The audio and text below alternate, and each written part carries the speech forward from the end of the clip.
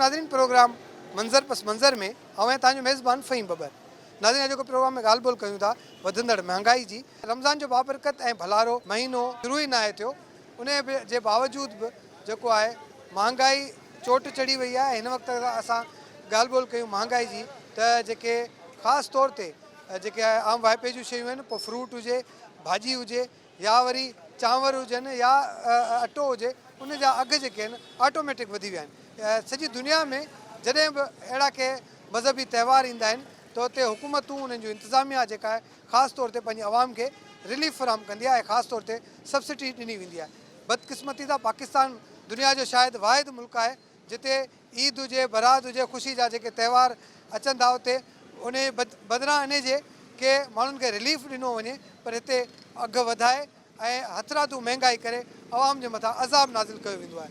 हाणे हिन वक़्तु जीअं रमज़ान शुरू थियण खां पहिरीं ई जेको आहे मुख़्तलिफ़ शयुनि जा अघु वधाए विया आहिनि। नतीजे में जेको मुनाफ़ाख़ोर माण्हू आहे ऐं जेके माण्हू ज़ख़ीरा अंदोज़ी कनि था, उन्हनि जो फ़ाइदो गॾोगॾु उन्हनि माण्हुनि खे जेको सपोर्ट हूंदी आहे उहा इंतिज़ामिया जी हूंदी आहे। इंतिज़ामिया जेको सॼो साल किथे बि नज़र न आहे ईंदी, उहा इंतिज़ामिया रमज़ान जे महीने जा ई 30 ॾींहं ऐं उन में बि शुरूआती ॾींहं एक्टिव थींदे नज़र अचे थी। रेट लिस्ट चेक कई वञे थी, पर उन बावजूद बि महांगाई ते ज़ाब्तो न आहे ईंदो। हीउ प्रीवियसली एक्सपीरियंस आहे हिन मुल्क जो, ऐं शायदि इहो अज़ाब असांजे मथां इन करे आहे जो असांजा जेके ईमानदार जेके आहिनि ताजिर, ईमानदार जेके वापारी आहिनि, उहे रमज़ान जे महीने खे गनीमत सम्झी करे ऐं पंहिंजी कमाई जो ज़रियो सम्झी डील कनि था। नतीजे में इहो सॼो सिधो सो जेको भार आहे उहो आवाम जे मथां पए थो। कोशिशि कंदासीं अॼोके प्रोग्राम में वापारियुनि सां ॻाल्हायूं, वापारी अॻुवाननि सां ॻाल्हायूं, आम माण्हुनि सां ॻाल्हायूं, आम गाॾे वारे सां ॻाल्हायूं, आम शहरी सां ॻाल्हायूं त महांगाई जे हिन दौर में जिते बेरोज़गारी हुजे, बदहाली हुजे, बुख हुजे, ऐं हिन असांजे हिन प्यारे वतन पाकिस्तान में ख़ासि तौर ते महांगाई ते ज़ाब्तो छो नथो अचे ऐं आम माण्हू कीअं सर्वाइव करे थो। फ्रूट जो रेट पुछी था वठूं। ज़ाहिर हाणे रमज़ान शुरू थियण वारो आहे त फ्रूट जो अघु जेके आहिनि उहे बि तमामु घणी अहमियत रखंदा। अस्सलाम वालेकुम। वालेकुम सलाम। बेटा आपका तलहा। तलहा जी, जो आप गुलाची सेल करें, क्या रेट चल रहे हैं इसके? ये 150 रुपये बेच रहे हैं हम। 150 रुपये बेच रहे हैं। अच्छा, जो अभी लिस्ट आई है उसमें इसका रेट क्या है? इसमें इसका रेट 100 रुपये भी है, 110 भी है, 120 भी है। इसमें हमारे को 10-5 रुपये मिलते हैं, इससे ज़्यादा नहीं मिलते। अच्छा, ये जो लिस्ट जारी की गई है उसके मुताबिक तो आपको उस पर बेचना चाहिए जी, या उससे ज़्यादा बेचना चाहिए? उससे ज़्यादा नहीं, सही 10-5 रुपये मिलता है हमारे को। ये आई भी है 120, 110 इस रेट में आती है। 130, 140 में हम दे देते हैं, 150 बताते हैं खाली। इससे पहले जो कुछ दिन पहले की बात अगर करें तो उसका रेट क्या था? कल ये हम बेच रहे थे 100 रुपये किलो। अभी कुछ कल मंडी में गया भाई तो माल नहीं मिला, बोला माल महंगा हो गया अभी। तो अचानक महंगा हो गया? जी महंगा हो गया भाई। रेट अचानक बढ़ गए हैं, अभी तो रमज़ान भी शुरू। नहीं बेकार है सब, जो इनकी मर्जी आती है वो करते हैं। असफात करो, कौन मना कर रहा है? करो। वहाँ 100 मिल रहा है या 150 या 400, कुछ 100 का मिल रहा है आगे। असफात तो मैं अपनी अपनी मर्जी है, तो हो अल्लाह करे कुछ ईमान आ जाए। अच्छा, मुझे ये बताएं, चलो ये लोग तो उनको महंगा मिलता है बाहर से भी, तो क्या हुकूमत कहीं नजर आती है कंट्रोल करता हुआ? हाँ हुकूम तो हुकूमत है? नहीं चलेगी। किसी का नहीं? 70 साल की उम्र हो गई। 70 साल की उम्र हो गई, हर रमजान में ही क्यों महंगाई होती है? हाँ ये काम किए, शैतान बंद होता है ना, शैतान बंद होता है। अच्छा, कहते हैं कि पूरी दुनिया में शैतान बंद होता है लेकिन पाकिस्तान में खुला है। हाँ सही। किस तरह से देख रहे हैं महंगाई बड़ी उरूज पर पहुंची हुई है? सर ये कार्टून 1000 रुपये का था, ठीक है, आज 1800-1700 रुपये का कार्टून है। अब ठेले वालों का इसमें कोई कसूर नहीं है। किलो पे 10-15 रुपये, इनको 20 रुपये मिलते हैं, ज़्यादा नहीं मिलते। अब क्या करें, आगे से इतनी महंगाई है। अच्छा, इसमें 1 नंबर और 2 नंबर का भी हिसाब किताब होता है। अबे भाई, इस फ्रूट में 1 नंबर 2 नंबर बिल्कुल होता है। अभी आप लिस्ट आए ना, अभी देख लेना आप उसमें। चले ठीक है, मान लिया आपको महंगे रेट मिलते हैं, इनके पास जो लिस्ट है, लिस्ट के हिसाब से आपको बारह खाता है ये चीज़ें? नहीं खाता सर जी, नहीं खाता बिल्कुल। अच्छा, फिर आपने कभी इंतजामिया से बात करने की कोशिश की? सुनता कौन है हमारी? कोई भी नहीं सुनता। वो कहते हैं हमारे ताजर जी नहीं सर, ये गलत बात है, हमारी कोई सुनता ही नहीं। हम मालूमात करते हैं उनसे कि भाई ये वारा ही नहीं खा रहा, हम कैसे बेचे इस रेट में, लेकिन मानते ही नहीं, आते चालान कर देते। क्या होना चाहिए सर जी? ये होना चाहिए कि आगे से हमें सस्ता मिले, जो हम यहाँ पे भी आवाम को रिलीफ दें, सस्ता बेचें। हमारी यही कोशिश होगी इंशाल्लाह। ज़ाहिर आहे जेके वापारी आहिनि उन्हनि जो इहो चवणु आहे त अॻियां जेको ज़ाहिर हितां जेका होलसेल में हिननि खे जेके शयूं मिलनि थियूं उन्हनि जा अघु ओचितो वधी वञनि था, ही जेको गुलाची जेको गर्मो जेके पाण खणी गिदरो बि खणी चऊं त उहो हिकिड़ो ॾींहुं पहिरीं 1000 रुपए जी पेती ऐं अॼु जेको आहे 1100 रुपए 800 रुपया फी पेती ते जॾहिं होलसेल मार्केट में वधनि था त ऑटोमेटिकली ही ज़ाहिर आहे पंहिंजो उन रेट में सेल करे न सघंदा। हीअ सॼो जेको शयूं आहिनि इहे डिपेंड कनि थियूं इंतिज़ामिया ते। इंतिज़ामिया खे घुरिजे त ख़ासि तौर ते होलसेल मार्केट ऐं जेके मार्केट कमेटियूं आहिनि उन्हनि जे अघनि ते ज़ाब्तो आणण जे लाइ उन्हनि खे चेक करणु घुरिजे। कोशिशि कयूं था त शहरियुनि सां ॻाल्हि ॿोल कयूं, उन्हनि खां पुछूं त हीअ जेको रेट वधिया आहिनि उन्हनि जो असर ग़रीब माण्हू ते केतिरो थो पए। महंगाई को किस तरह से देख रहे हैं? रमज़ान शरीफ आने वाला है और महंगाई बहुत तेज़ हो गई है। साल के तौर पे जो भी कुछ हो रहा है, आपकी बात अपनी जगह सही है। मैं इस बारे में क्या बोल सकता हूँ? मैं ये जैसे हुक्मरान वैसी आवाम। अच्छा, मुझे ये बताएं तो आप क्या होना चाहिए, हुकूमत को क्या करना चाहिए? हुकूमत को अच्छे इक़दाम करने चाहिए। वो इसलिए जैसे हुक्मरान का काम है कि आवाम को पानी की सहूलत मैसर करें और महंगाई पे काबू करें और जो है ना रेड लिस्ट के मुताबिक उनको बस थोड़ी सख्ती करें। नाज़रीन, ॻाल्हि ॿोल कयूं पिया महंगाई जे हवाले सां ऐं प्रोग्राम जे दौरान ई असांखे जुनेद साहब जॉइन कयो आहे, सीनियर जर्नलिस्ट आहिनि ऐं उनखां पुछी था वठूं त कहिड़ी सूरत हाल आहे महंगाई जी। ऐं जीअं ई ही रमज़ान वेझो थियो है तो अघ आसमान सा वही गाली बात। जुनेद साहब, आपका बहुत बहुत शुक्रिया। ये बताएंगे, जैसे ही रमज़ान आता है, एक हमारे पास एक रवायत हो गई है कि उससे रमज़ान से पहले एक रेट्स होते हैं, रमज़ान आने के बाद या उससे पहले ही रेट्स चेंज हो जाते हैं और इंतज़ामिया कहीं भी नज़र नहीं आती। किस तरह से देखते हैं? मैं आपको बताऊं, ये मेरे हाथ में एक थैली है। ये 4 दोस्त पहले मैंने जब घर के लिए सामान लिया था तो तकरीबन 600 रुपये की सब्ज़ी आई थी। आज वही सामान है, उतना ही वज़न है, आज वो 1300 रुपये का आया है, मतलब डबल से भी ज़्यादा। डबल से भी ज़्यादा। तो आप इससे अंदाज़ा लगा सकते हैं कि इंतज़ामिया कहाँ खड़ी है, रेट कहाँ खड़े हैं और गरीब आवाम का क्या हाल हो रहा है।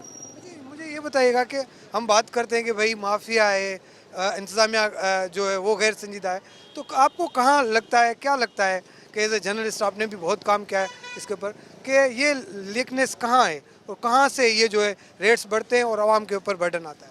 फ़हीम भाई, अब मामला माफिया तक महदूद नहीं रहा है, मामला दरिंदगी की हद तक चला गया है। लोगों को इस बात का ख्याल नहीं है कि गरीबों का क्या होगा, वो किस तरह अपना गुजर बसर करेंगे।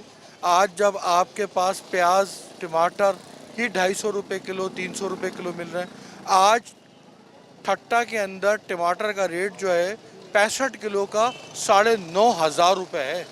आप मुझे बताएं कहाँ जाएगी महंगाई? और रमज़ान शुरू हो रहे हैं, उसमें तो हर दुकानदार अपना रमज़ान के पहले दिन से ईदी निकालना शुरू कर देता है। अच्छा, ये जो ज़िले इंतज़ामिया होती है जिसके पास ज़ाहिर रेट कंट्रोल एक कमेटी बनाई जाती है, पूरा साल वैसे तो काम करती है लेकिन वो नज़र सिर्फ रमज़ान में ही आती है, तो उसका जो किरदार है उसको किस तरह से देखते हैं? वो अगर अपना किरदार निभाए ना तो कुछ महंगाई कम हो सकती है।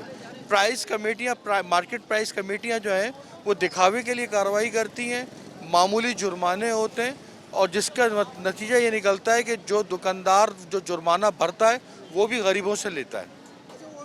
ये जो ज़ाहिर है ये हम इनसे बात करते हैं तो ये लोग जो रेडी वाले ठेले वाले, इनका कहना ये होता है कि हमें रेट्स ऊपर से ही महंगे मिलते हैं, तो ऊपर से कंट्रोल करने का कोई आइडिया, कोई तरीका, कोई सिस्टम तो होगा इसमें? दरमियान का जो बंदा बैठा है ना, जो ज़मींदार से ले रहा है, असल फ़ायदा वो कमा रहा है और जो इन ठेले वालों को दे रहा है। हुकूमत कोई ऐसा तरीक़ाकार करे कि हर रोज़ मार्केट के अंदर रेट जो खुले ना वो आवाम तक पहुँचे, कि आज जो यहाँ पर प्याज खड़ी हुई है उसका मार्केट में असल रेट क्या था और यहाँ पे ठेले वाले कितना ले रहे हैं, उसके बगैर ये हो नहीं सकेगा। अच्छा साहब, आखिर में क्या तजवीज़ देंगे? हम अगर हैदराबाद की बात करें कि हैदराबाद की डिस्ट्रिक्ट गवर्नमेंट को रमज़ान में अगर वो चाहते हैं कि गरीब बंदों को रिलीफ मिले और लोग जो है आराम से और इजीली अपने बच्चों को सैर और अफ्तार करा सकें, तो उसमें क्या किरदार अदा कर सकते हैं? सबसे पहले जो मुख्तलिफ सरकारी दफातर हैं, महकमे हैं, इनके दरमियान जो रवाबित है ना, उनके फुकदान को ख़त्म होना चाहिए। लोग इस तरह बैठते हैं इजलासों में, आपने भी कवर किए, हमने भी कवर किए हैं, कि वो एक दूसरे के ऊपर मलबा डाल रहे होते हैं कि जनाब आला ये हमारा मसला नहीं है, ये मसला किसी और डिपार्टमेंट का है। ये रवाबित जो है ना, इनके दरमियान जो फुकदान पाया जाता है आपस के अंदर, वो ख़त्म कर दें, आवाम को रिलीफ मिल जाएगा। किस तरह से देख रहे हैं महंगाई? महंगाई साईं बसि मुल्क जेको आहे न सो तबाही जे किनारे ते आहे, सम्झो न। हिन में को कानून कोन्हे का, ला कानूनियत आहे, जेको आहे इंसान पंहिंजो बसि पंहिंजी थो ॾेखारे पियो। केर बि जेको आहे न सो ग़रीब खे फलाह ॾियण वारो केर बि न आहे, हर को अचे थो पंहिंजो पेट भरे हले थो। हिकिड़े ॾींहं में वधी विया आहिनि। हा, हिकिड़े ॾींहं में इहा ई त जहालत आहे न हिननि जी। जायल हुक्मरान असांजे हुज़ूर साईं जो फरमान आहे आख़िरी वक़्तु ईंदो जायल जायल माण्हू हुक्मरान थींदा उहो वक़्तु हले थो पियो हींअर जहालत लॻी पई आहे हा हा हिन जे छा करे थियणु घुरिजे साईं? छा थियणु घुरिजे बसि असां चवंदा खुमेनी वारो को इनकलाब अचे जंहिंमें जेको आहे न सभिनी हराम खोरनि खे जेको आहे सो पहिरीं त हिननि खे ठिकाणे लॻाइनि पोइ वरी जेको आहे मुल्क जी ख़िदमत कनि ख़ासि तौर ते ग़रीब आवाम ॾींहों ॾींहुं परेशान आहे बिजली ॾिसो केॾी महांगी कई अथऊं गैस केॾो महांगो कयो अथऊं ग़रीब माण्हू जेके किराए ते था रहनि पिया पराया घर आहिनि उहे किथां गुज़ारो कनि यार तमामु घणी हा परेशानियूं शुरू। हर इंसान तमामु वधि में वधि परेशान आहे सम्झो था बसि महिरबानी साईं तमामु ज़ाहिर हर माण्हू परेशान आहे हिन महांगाई खां हर माण्हू जेको आहे बेज़ार थी वियो आहे।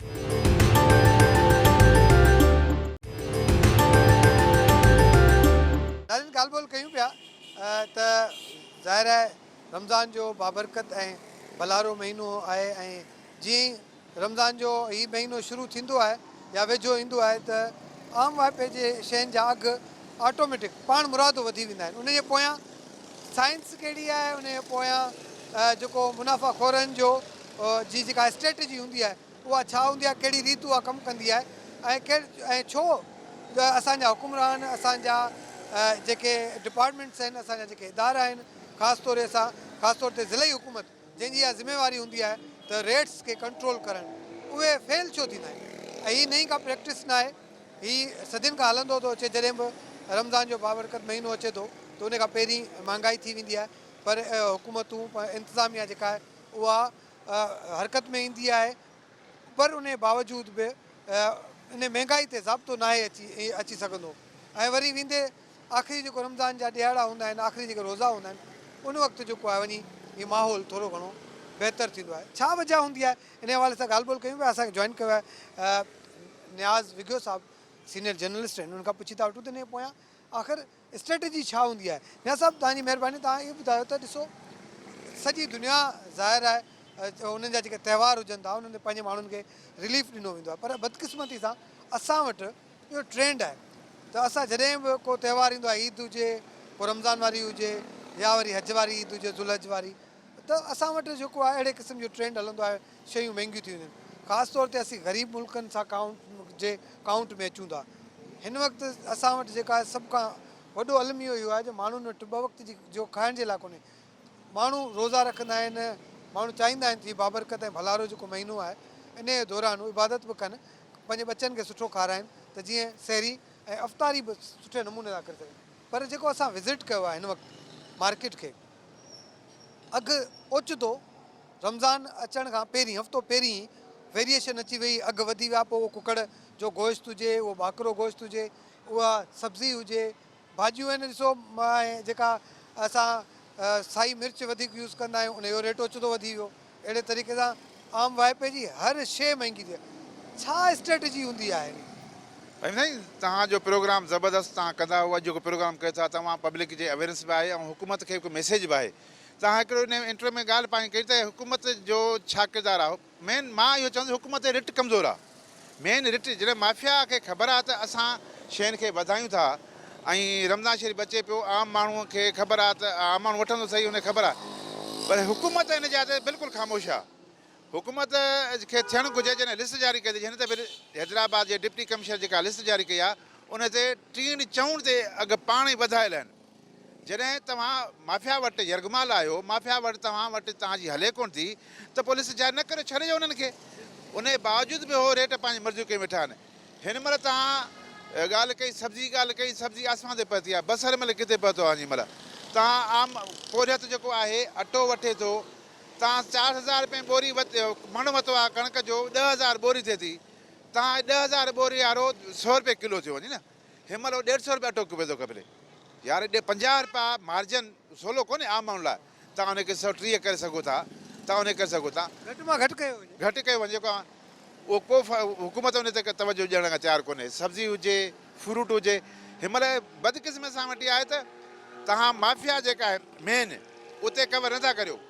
जीअं तव्हां रेड़े वरिते DC असिस्टेंट कमिशनर ईंदो 1.5 करोड़ जी गाॾी में चढ़ी करे उन वटि बीहंदो त रेट तुंहिंजा वधाई छो थो माना हिकिड़ो मेन तव्हां हुनखे पकड़ो जी तव्हां अचे थी शइ तव्हां हे त वठी आयो ठीकु आहे 50 रुपया न रखियो पर जेके 200 रुपया हो प्रॉफिट रखनि था उनखे तव्हां पकड़ण खां तयारु न कोन आहियो। तव्हां इंतिज़ामिया खे घुरिजे त हू मेन बेस ते माफ़िया खे पकिड़े उन खे कंट्रोल में आणे। सिर्फ़ु फॉर्मेलिटी तौर ते ॿिनि रेड़नि ते ॿिनि दुकान ते छापो हणी हुनखे असां 20,000 ॾंढ विधोसीं। 20,000 ॾंढ त विधो, तूं वहीं त पोइ हुन साॻियो रेट करे छॾियो। किरदारदार न थियो, माना हिकिड़ो साॻियो त करे छॾियो, तूं त मथां वेठो कोन्हे हुन माना बराबरि ते हुजे, कंट्रोल हुजे, इहो जेको कोन्हे को। ॿियो अर्ज़ु कंदो रहां त जेका हुकूमत रिलीफ ॾियनि थियूं पियूं, सिंध हुकूमत हिन दफ़े रिलीफ ऐलान कयो आहे त असां 22 अरब रुपया ॾींदासीं रिलीफ में रमज़ान फी माण्हूअ खे 5,000 रुपया, ख़ानदान खे मुंहिंजे ख़्याल में 60 अलाए 65,000 कोई माण्हू आहिनि। तव्हां उन्हनि खे पिनण ते छो था मजबूर कयो?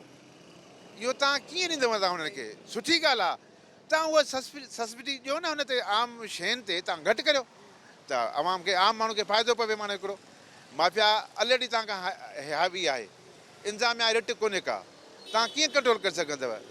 थियणु घुरिजे त तव्हां शयुनि खे कंट्रोल में आणे, महांगाई ते घटि करायो। माना हिकिड़ो अच्छा मूंखे ॿुधायो त ज़ाहिर आहे जेका तव्हां माफ़िया जी ॻाल्हि कई त माफ़िया त जेका आहे उहा हर जाइ ते हर हंधि ते कमु करे थी पंहिंजो, उनखे सपोर्ट हूंदी आहे गवर्नमेंट जी, रिश्वत जो बि बाज़ार गरम हूंदो आहे।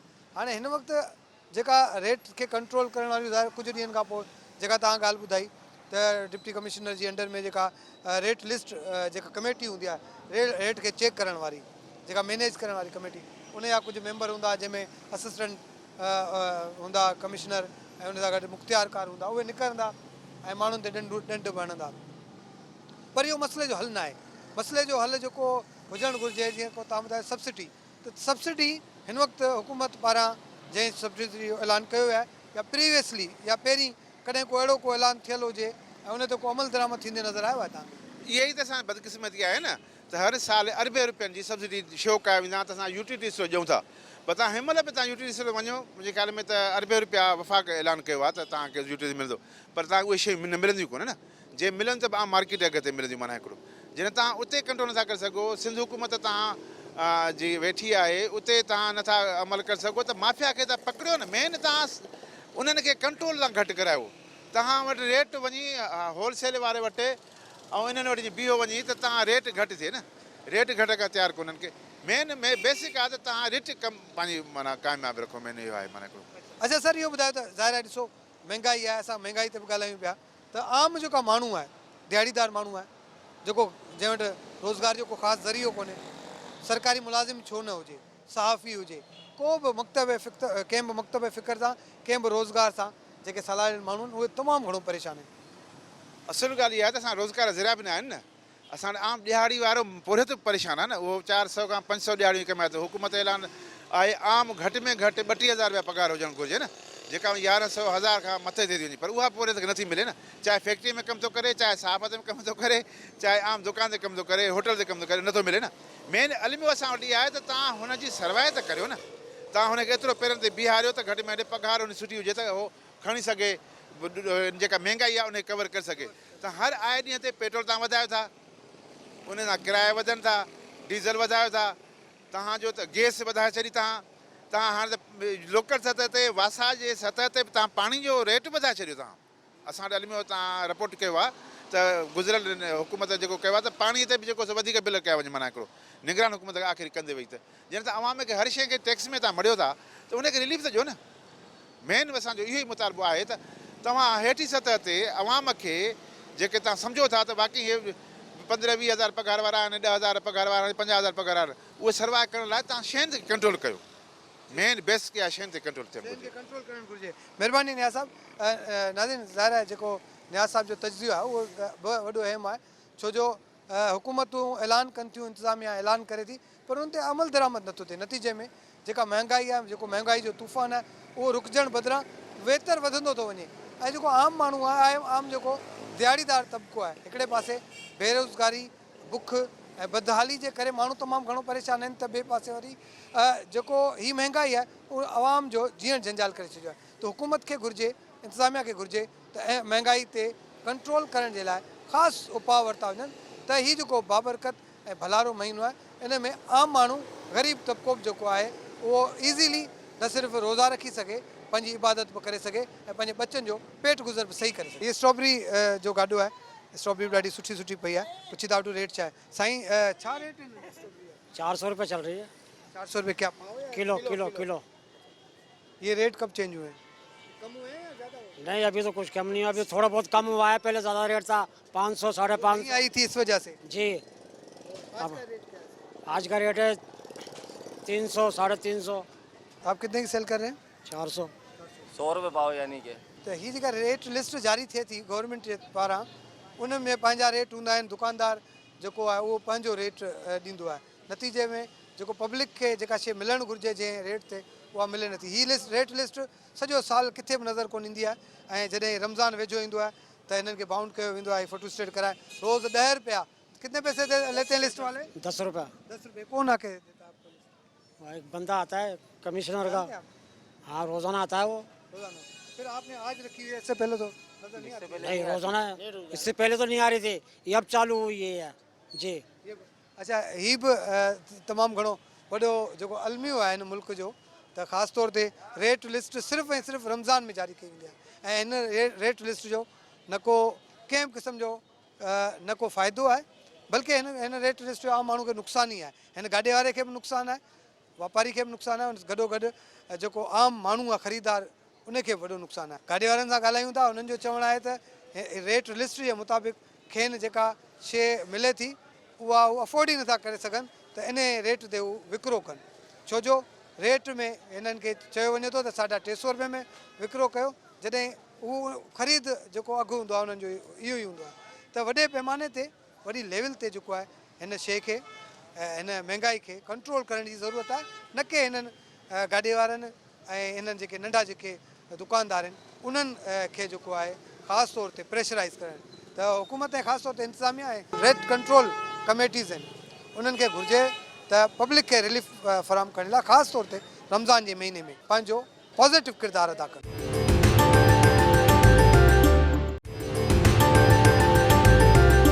दादा रमज़ान पैकेज शुरू थी वियो आहे 5 तारीख़ खां, जेको आहे सो 5/3 खां रमज़ान पैकेज स्टार्ट आहे, जंहिंमें सभु शयूं असां वटि अवेलेबल आहिनि ऐं कस्टमरनि खे फ़ाइदो मिले थो। तमामु 75% कस्टमर जेको आहे BISP में रजिस्टर्ड आहिनि, जेके असां खां सहूलियत वठी सघनि। रजिस्टर्ड न आहिनि उन्हनि जे लाइ बि नॉर्मल रेट आहिनि, उन्हनि जे लाइ बि मुनासिब रेट आहिनि, मार्केट खां घटि आहिनि। हाणे जेको आहे सो ॾिसूं नई हुकूमत आई आहे, ॾिसूं इहा छा थी करे, ॻाल्हियूं त वॾियूं कयूं अथई त असां सस्ता बि कंदासीं ऐं आवाम लाइ घणो कुझु कंदासीं। हाणे स्टार्टिंग थी आहे, हाणे ॾिसूं छा थो थिए। महांगी थी वई आहे सब्जी रमज़ान जे करे, हूअं ई तव्हांखे ख़बर आहे पाकिस्तान में सिंध में असांजे में जॾहिं रमज़ान बीहंदो आहे त सब्जी फ्रूट्स इहे सभु महांगा थी वेंदा आहिनि, सम्झो बाक़ी ॾिसूं अलाह साईं वधीक जेको आहे बहितर कंदो। ड्यूटी स्टेशन हाणे वञूं था अंदरि, ॾिसूं छा थो थिए। ड्यूटी स्टेशन चयो अथनि त गिहनि जा, दालियुनि जा ऐं चांवरनि जा ऐं खंड जा अघु घटि आहिनि, मार्केट खां घटि आहिनि। हाँ ॾिसूं हाणे वञूं था अंदरि हाणे न। रमजान आ गए लेकिन गरीबों की कोई सुनता नहीं है। गरीबों का तो एक टाइम का खाना पक जाए तो दूसरे टाइम की फिक्र में मरता है बंदा। पाकिस्तानी गवर्नमेंट ने इस रास्ते पे ला दिया है कि हम सड़क पे आ गए। हमारी गवर्नमेंट से यही शिकायत है हमारे को कि वो किसी तरह से सही नहीं चल रही, चाहे कोई भी आगे बैठा, सब लुटेरे आगे बैठे हैं। माशाल्लाह रमज़ान जेको आहे असांजो अची पहुतो आहे ख़ैरनि सां, ऐं महांगाई जेको आहे उहा हिन वक़्तु पंहिंजे उरूज ते आहे, ऐं तमामु जेको आहे माण्हू परेशान आहिनि गरीब। ऐं जेको आहे तव्हां ॾिसो त जेको आहे बसर 200 रुपया किलो आहे, भिंडियूं तव्हांजूं 300 रुपया किलो आहिनि, ऐं जेको आहे खीर जेको आहे उहो 200 रुपया किलो लॻो पियो आहे।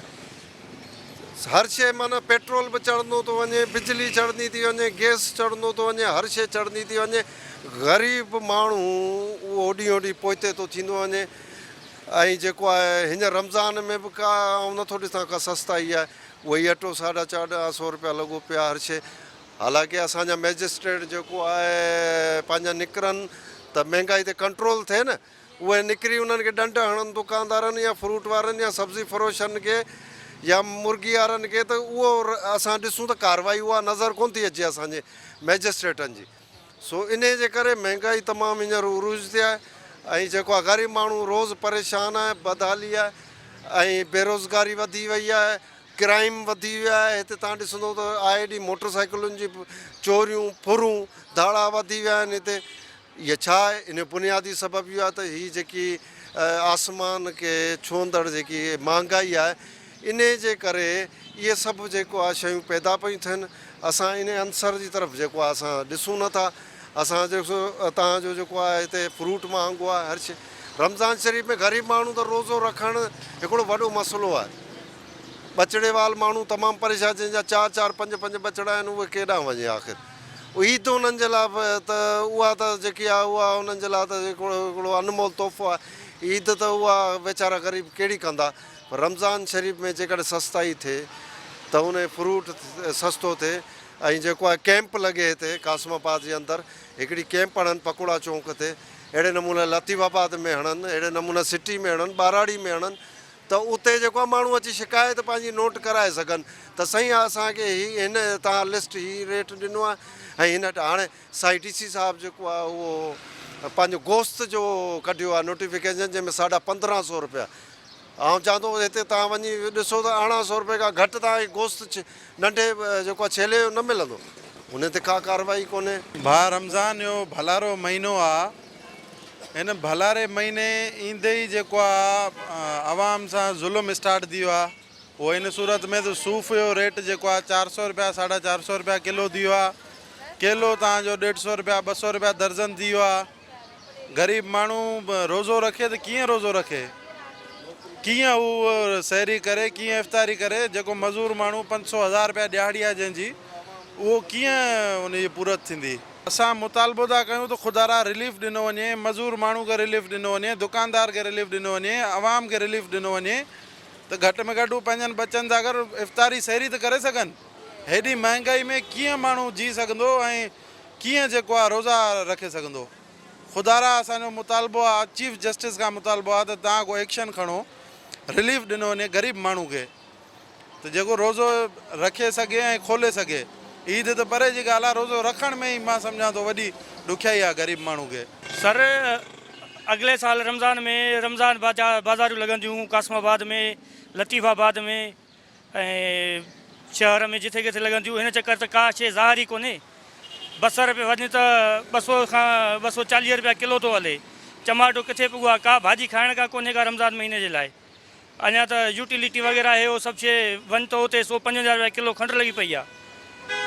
रमज़ान महीने में का बचत ॾियनि, का घटिताई कनि, का रिलीफ कोन्हे माण्हू खे। ग़रीब माण्हू वठे त वठे छा, खाए छा, साॻियो हिसाब किताब थो हले। उहो ई रमज़ान जी जेका ॻाल्हि ई कोन्हे हिते। हर शइ अटो खंडु पती चीनी सभु शइ जेका आहे उहा सभु उहा ई रेट थो हले साॻियो ई। रमज़ान जो मक़सदु छा आहे, रमज़ान जो रिलीफ मिले ग़रीब माण्हुनि खे, उहा त काशी मिले ई कोन्ह थी ग़रीब माण्हू खे। उहो साॻियो ई हिसाब थो हले। यूटिलिटी ते वञो तव्हां साॻियो ई 150 रुपया किलो खंडु मिलंदी, अटो साॻियो रेट मिलंदो, गिहु साॻियो रेट मिलंदो। बाक़ी फ़ाइदो कहिड़ो हुयो माना रमज़ान में रमज़ान बचत था ॾियूं बाबा सां कंहिं माण्हुनि खे था ॾियनि, की असांखे त मिले ई कोन्ह थी। सूफ़ जा रेट पुछी था वठूं त सूफ़ जेको आहे कहिड़ी कहिड़ी वैरायटी में अचनि था, उन जा रेट कहिड़ा आहिनि। अस्सलाम वालेकुम सर। वालेकुम सलाम। ये बताइएगा कि ये क्या चल रही है? ये साईं अभी चल रहा है 250 रुपये किलो, गोल्डन है। सस्ता लग रहा है मुझे। पहले भी यही रेट बिक रहा था, अभी तो 250 अब आगे देखते हैं क्या रेट है। ये आज बहुत सारी चीज़ों के रेट बढ़ गए हैं। हाँ इसके भी बढ़ गए, पहले से 20-30 रुपये बढ़ गए किलो के ऊपर जी। आज क्या पेटी आई है? आज पेटी आई है इसकी 2200 रुपये की। और कल उससे पहले बिक रही थी 1800 की, 1900 की, 1700 की। मतलब 400-500 रुपये पेटी के ऊपर बढ़ गए। क्या वजह समझते हैं आप ये अचानक बढ़ जाना? ये बाबा माल स्टॉक करते आगे, फिर ये अपने रेटों से बेचते हैं। हम तो रोज़ लाते हैं, रोज़ बेचते हैं हम तो। मिसाल को तो मैं अपनी बात अगर करूँ, मैं तो अफोर्ड नहीं कर सकता। लोग आते हैं जब लेने तो वो क्या कहते हैं, उनका क्या होता है कि वो बेचारे वो किलो वाला 2 दाने ले जाता, 2 किलो वाला 1 किलो ले जाता। महंगाई से आदमी बहुत तंग आ गया। क्या होना चाहिए? सस्ता ही होना चाहिए आवाम के लिए। आप क्या समझते हैं? ज़ाहिर है आपने काफ़ी अरसे से आप भी ये कारोबार कर, किस तरह से आवाम को रिलीफ दे सकते हैं? ये ऊपर से हुकूमत के ऊपर है, तो सारा हुकूमत ही सख्ती करेगी तो। मुझे ये बताएं, आपको अगर ये रेट कम मिले तो क्या आप सस्ता बेचेंगे? बिल्कुल सस्ता बेचेंगे। आगे से रेट हमें कम मिलेगा, हम इधर कम बेचेंगे। नाज़रीन, प्रोग्राम मंज़र पस मंज़र में असां कोशिशि कई त जेके वापारी आहिनि, गाॾे वारा आहिनि, आम माण्हू आहिनि, सहाफ़ियुनि सां बि ॻाल्हि ॿोल कईसीं त हीअ जेका महांगाई आहे उनजो असुलु कारण छा आहे। जेको पब्लिक आहे उन्हनि जो चवणु आहे त हुकूमत खे ख़ासि तौर ते रमज़ान जे महीने में आवाम खे रिलीफ फराहम करणु घुरिजे ऐं ख़ासि तौर ते जेको आहे हीअ ड्रामाई अंदाज़ में जेका ट्रीट कयो वञे थो, हीअ जेका इंतिज़ामिया आहे इहो माण्हुनि खे फैसिलिटेट कनि था। जेके ताजिर आहिनि, जेके वापारी आहिनि, उन्हनि खे त सपोर्ट कई वञे थी, पर आम माण्हू खे जेको सपोर्ट नथी कई वञे। नतीजे में आम माण्हू महांगी जेका भाॼी, महांगो फ्रूट, महांगियूं खाद खुराक जूं शयूं वापराइण ते मजबूर थी वञे। हीउ जेको रमज़ान जो बाबरकत महीनो अचण वारो आहे उन जे हवाले सां पब्लिक जी इहा डिमांड आहे, आवाम जी इहा घुर्ज आहे, आवाम इहो मुतालबो कयो आहे त ख़ासि तौर ते रमज़ान जे हिन बाबरकत ऐं भलारे महीने में खेनि जेको रिलीफ फराहम कयो वञे ऐं अघनि ते ज़ाब्तो आंदो वञे, छो जो रमज़ान शुरू थियण खां अॻे ई जेको आहे अघु वधाया विया आहिनि ऐं चोट जी महांगाई थी वई आहे। जीअं जुनेद साहिब सां असां ॻाल्हि ॿोल कई, हुन चयो त हफ़्तो अॻु जेको आहे हुन घर जी भाॼी वरिती हुई, उहा 650 रुपए जी आई, जेका हिन वक़्तु 1300 रुपए जी मिली आहे। सिर्फ़ु हफ़्ते जे अंदरि जेको आहे अधु खां वधीक जेको आहे क़ीमतूं वधी वियूं आहिनि, मतिलबु 50% खां वधीक जेको आहे उन रेट अबो थिया आहिनि। जेका शइ 500 रुपए वारी हुई उहा हाणे माण्हू 1000 रुपए में ख़रीद कनि पिया।